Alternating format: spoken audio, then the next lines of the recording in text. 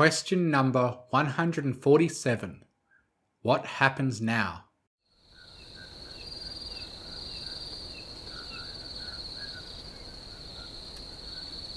Giggling with mischievous excitement, Sunny and Izzy, having realised their compromising position out in the middle of the field, disentangled themselves from one another as they hurriedly cantered towards the lighthouse's front door.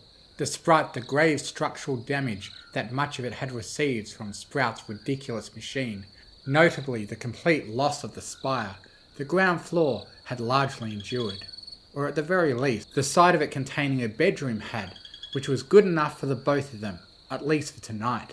Moving swiftly past the accumulated cantalogic destruction equipment that surrounded her home in preparation for its reconstruction, the two mares darted beneath the buckled front canopy and through the front door, as it swung shut heavily behind her.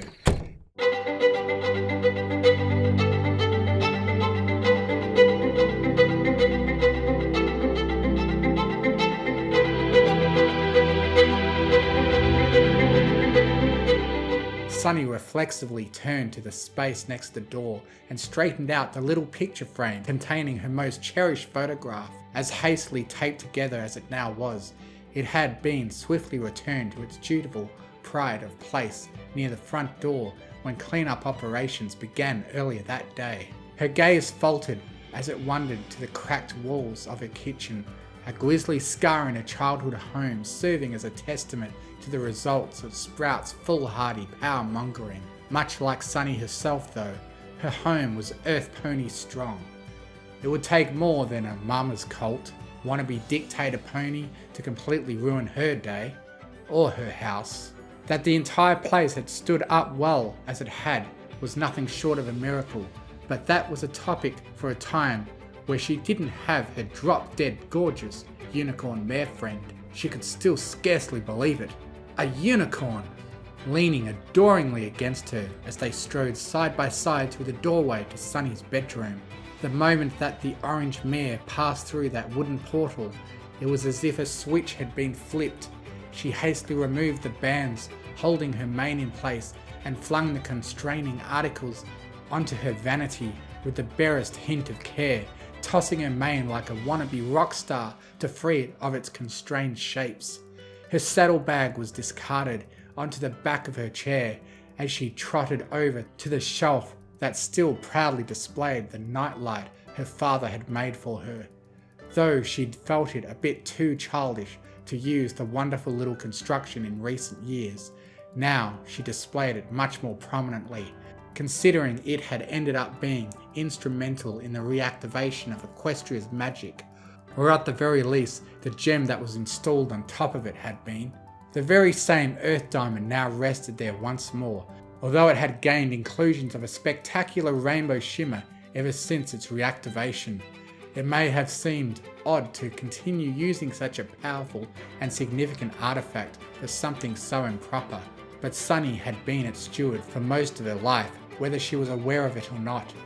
And for now, it had fulfilled its primary purpose in bringing back the magic of Equestria. The lock to her room clicked shut behind her, drawing her attention back to Izzy as the unicorn cheerfully surveyed her cozy room with unabashed enthusiasm. Sunny realised that Izzy may well have been the first pony she'd let into her most private place since the loss of her father. But as scary as the prospect of such vulnerability was, she could think of no other pony she'd allow so readily into her space. "So, what do you think of my room? Cozy, right?" Sunny asked eagerly, taking the smile on the other unicorn's face as a good sign. "It's so lovely! Oh, but not as lovely as that wild mane you've got going on. You should wear your mane down more often. It looks totally cute," Izzy teased, giggling as she beheld the embarrassed flush that the little earth mare took on in response to her shameless flattery. "Oh, is," Sunny replied bashfully, batting her hoof in the other mare's direction. With Izzy watching curiously from behind her, she sat down and took the nightlight in both hooves to crank over its winder, That familiar twinkling lullaby echoed through her room as the device lit up and started to rotate in her hooves. With the diamond's new inclusions, the night light's usual projections gained a brilliant rainbow hue, a startling contrast that caused even Sunny herself to gasp in amazement. Izzy was similarly blown away by the radiant spectre of colours that projected themselves all over Sunny's wall and ceiling, though she couldn't have known how it had looked originally with its muted, incandescent hue. As Sunny put the nightlight back onto the shelf and turned to face Izzy once again, the two of them exchanged a warm smile before Izzy abruptly glommed her onto the bed, giggling mischievously as Sunny gave her a brief yelp of surprise, which trailed off into a gasping moan as Izzy nuzzled against her, nibbling teeth and lathering tongue markings, a lascivious trail up her body as the unicorn grazed upon her enraptured prey. A heavy warm fullness settled in Sunny's gut as her eyes lidded, once dormant parts of her beginning to stir into life underneath Izzy's loving ministrations. As Sunny started at the enchanting light show, only half aware of her surroundings thanks to her mare friend's relentless affections, a flashlight slammed into her like a speeding streetcar. Can we send it? Well, I think it's our duty. An early arts and crafts project of her foalhood, the tiny little drawing of the 3 pony racers living in harmony that she'd made for that fateful lantern letter, so long ago that it felt like another life entirely. That unassuming, hopeful little drawing had ended up changing everything. Had she never met Izzy, Equestria might never have been saved. Memories of her fillyhood whirled past her in a storm of emotions, each of them jabbing into her like pins and needles as a bittersweet nostalgia filled her.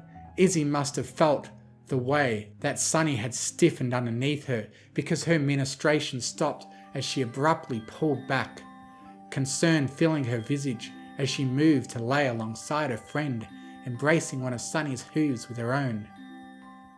We'll do our part, hoof to heart. Good night, Daddy. Good night, my little pony.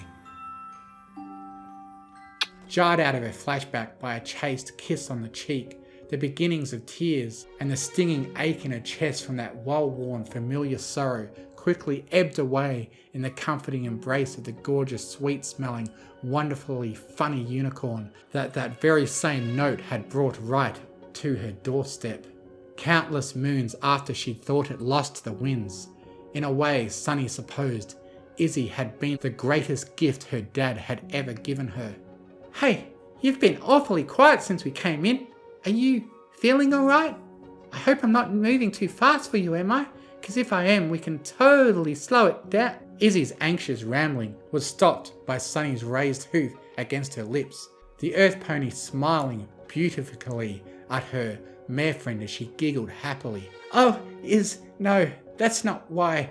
I'm just so happy.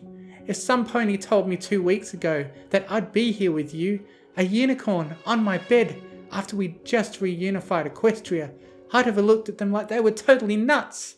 I still can't even really believe it," Sunny said calmly as she caressed Izzy's cheek with a hoof. "Or, to be honest, I'm having trouble believing this isn't part of a dream myself," Izzy replied warmly. Her eyes slid closed as their muzzles met once more, a simple kiss on the lips to reaffirm their shared emotion. After a few moments of them simply enjoying each other's presence in comfortable silence.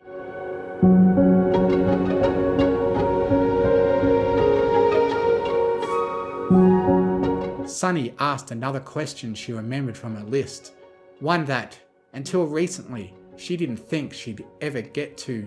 Number 147.